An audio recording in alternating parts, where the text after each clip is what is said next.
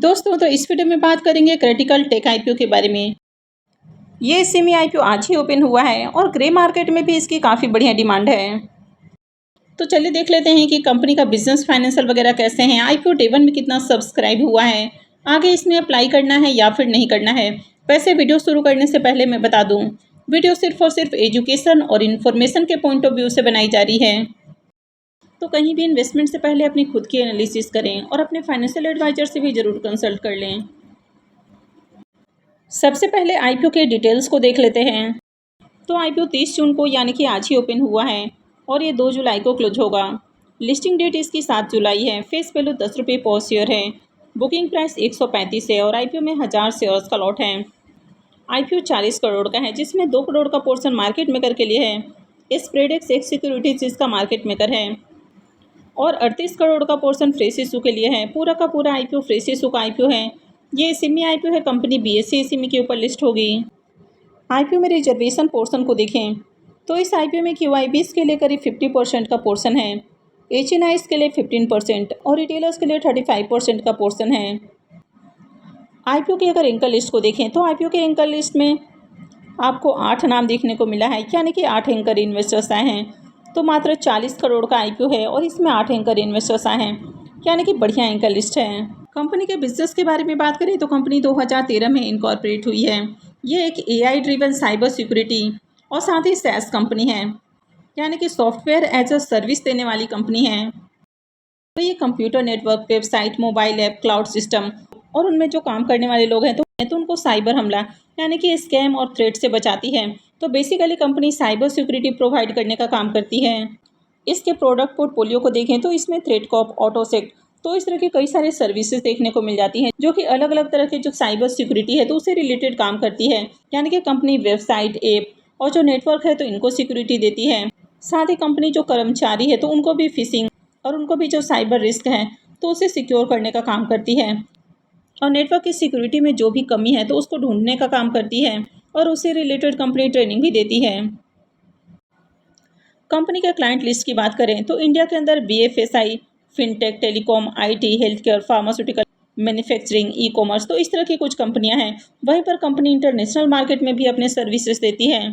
तो आजकल हर चीज़ online available है, यानी कि आपकी बैंकिंग हो, आपके पर्सनल डेटा हो या फिर जो गवर्नमेंट का डेटा है, प्राइवेट कंपनियां हो, तो सारा कुछ आजकल ऑनलाइन अवेलेबल है।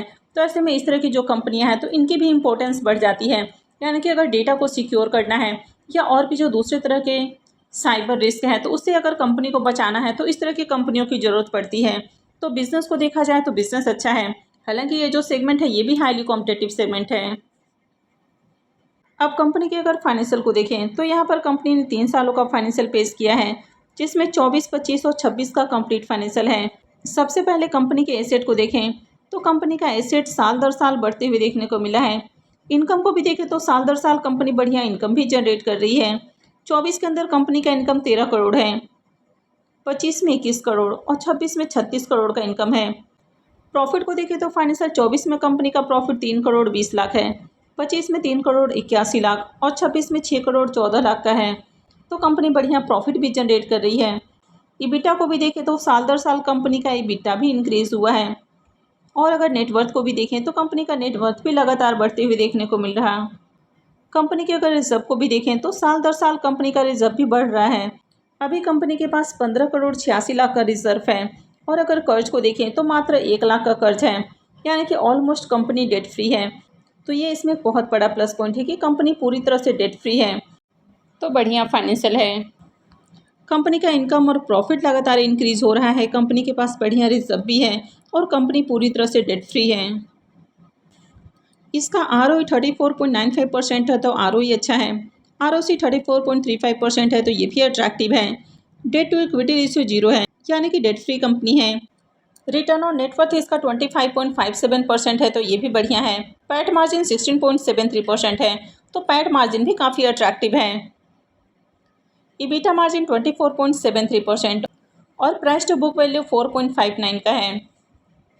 EPS इसका 7.53 का है, तो EPS थोड़ा कम है। वैसे P मल्टीपल 17.94 का है, तो P वाइज देखें तो ज़्यादा एक्सपेंसिव P नहीं है। चलिए एक बार इसको इसके लिस्टेड पेयर कंपनियों से भी कंपेयर करके देख लेते हैं। कंपनी का पी मल्टीपल 17.94 का है। आर टेक्नोलॉजी इसका 55.38 का और एसेडर लिमिटेड का 44.04 का पी मल्टीपल है। तो यहाँ पर इसको अगर इसके दोनों लिस्टेड पीयर कंपनियों से कंपेयर करें तो कंपनी सस्ते प्राइस के ऊपर आईपीओ लेकर आई है, तो ये इसमें बड़ा प्लस पॉइंट है। प्रमोटर्स की होल्डिंग 72.58% है, जो कि आईपीओ लिस्टिंग के बाद 53.36% हो जाएगी और कंपनी का मार्केट कैप 149 करोड़ का है। इसके लॉट साइज को देखें तो आईपीओ में 1000 शेयर्स का लॉट है और 2 लॉट के ऊपर मिनिमम इन्वेस्टमेंट इस आईपीओ में 2,70,000 रुपये है। आईपीओ के सब्सक्रिप्शन फिगर को देखें तो पहले दिन ही आईपीओ 2.56 टाइम सब्सक्राइब हुआ है। QI20 पोर्शन में आईपीओ को 1.20 टाइम सब्सक्राइब किया गया, तो पहले दिन QI20 पोर्शन भी फुल्ली सब्सक्राइब हो चुका है। HNI portion 3.26 time, big HNI portion 3.38 time और small HNI portion 3.04 time subscribe हुआ है। रिटेलर्स की ओर से भी आईपीओ को 3.04 टाइम सब्सक्राइब किया गया है। तो पहले दिन आईपीओ में 1762 एप्लीकेशंस हैं। अब यहाँ पर देखें तो बढ़िया डिमांड है, हर पोर्शन में एप्लीकेशंस लगा है। तो चलिए देख लेते हैं कि इसका प्रीमियम अभी किस प्राइस के ऊपर ट्रेड कर रहा और इस आईपीओ से कितना प्रॉफिट होने की उम्मीद है। अगर इसके प्रीमियम को देखें तो इसका प्रीमियम अभी 41 रुपये के ऊपर ट्रेड कर रहा। आईपीओ में 1000 शेयर्स का लॉट है। ऐसे में 2 लॉट के ऊपर इस आईपीओ से करीब 82,000 रुपये प्रॉफिट की उम्मीद है। प्रीमियम को देखें तो इसका प्रीमियम 30% के ऊपर ट्रेड कर रहा, तो इसका भी डिसेंट प्रीमियम है। अब कंपनी के अगर बिजनेस के बारे में बात की जाए तो कंपनी का बिजनेस अच्छा है, फाइनेंशियल भी अट्रैक्टिव है। आईपीओ में देखें तो बढ़िया एप्लीकेशंस भी लग रहा है। आईपीओ का एंकल लिस्ट भी काफ़ी शानदार है, यानी कि ओवरऑल आईपीओ पॉजिटिव है। लेकिन ये एसएमई आईपीओ है और एसएमई आईपीओ बहुत ज़्यादा रिस्की होते हैं। एसएमई आईपीओ में मैनिपुलेशंस भी बहुत ज़्यादा होता है, यानी कि कभी भी इस पर आंख बंद करके भरोसा नहीं किया जा सकता है और सिर्फ प्रॉफिट देखकर या जीएमपी के ऊपर तो कभी भी भरोसा नहीं किया जा सकता है। तो कभी भी अप्लाई करने से पहले अपने रिस्क रिवॉर्ड को कैलकुलेट कर लें और अपने फाइनेंशियल एडवाइजर से कंसल्ट करने के बाद ही कोई भी डिसीजन लें। आई होप आपको वीडियो अच्छी लगी होगी। तो अगर आपने वीडियो को लाइक नहीं किया है तो वीडियो को लाइक कर दें और वीडियो को अंत तक देखने के लिए आप सबका बहुत बहुत धन्यवाद।